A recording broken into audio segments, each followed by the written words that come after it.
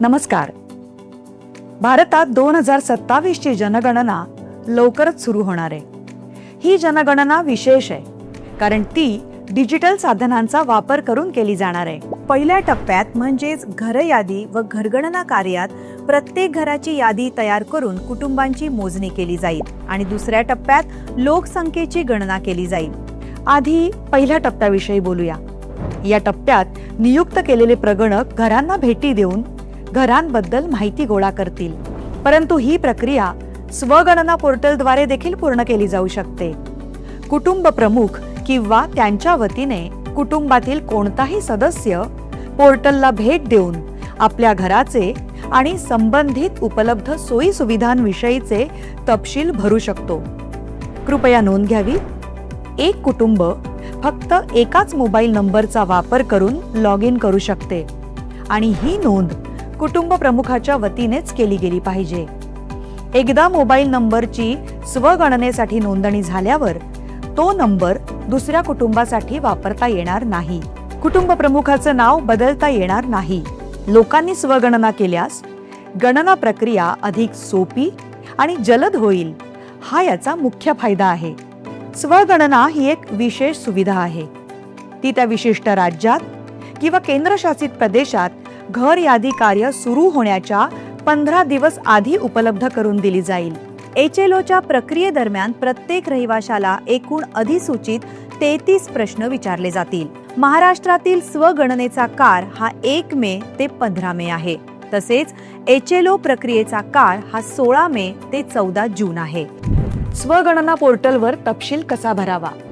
सर्वप्रथम SE portal उघडा. त्यानंतर आपलं राज्य किंवा केंद्रशासित प्रदेश निवडा आणि स्क्रीनवर दिसणारा कॅप्चा भरा.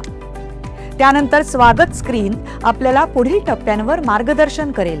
कुटुंब प्रमुख, उदाहरणार्थ समजा इथे सुशीला देवी आपलं नाव आणि मोबाईल नंबर नोंदवतात. आता तुमची सोयीची भाषा निवडा. त्यानंतर OTP द्वारे पडताळणी केली जाते.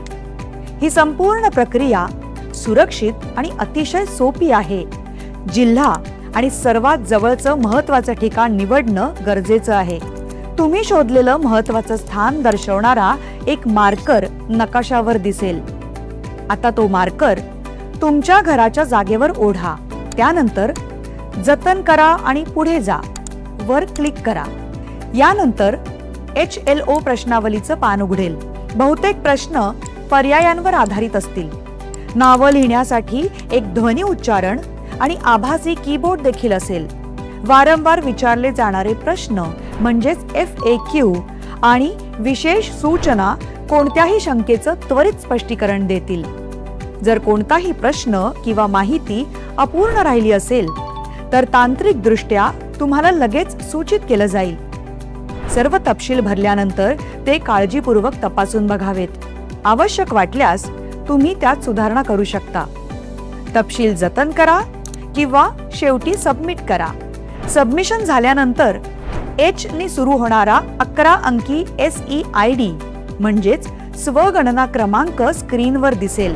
तो तुम्हाला SMS द्वारे सुद्धा मिळेल. जेव्हा प्रगणक तुमच्या घरी भेट देतील तेव्हा त्यांना हा SEID क्रमांक दाखवावा.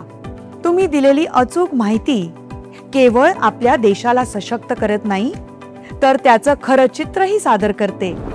म्हणून सहभागी व्हा आणि आपलं सहकार्य द्या. आपली जनगणना, आपला विकास.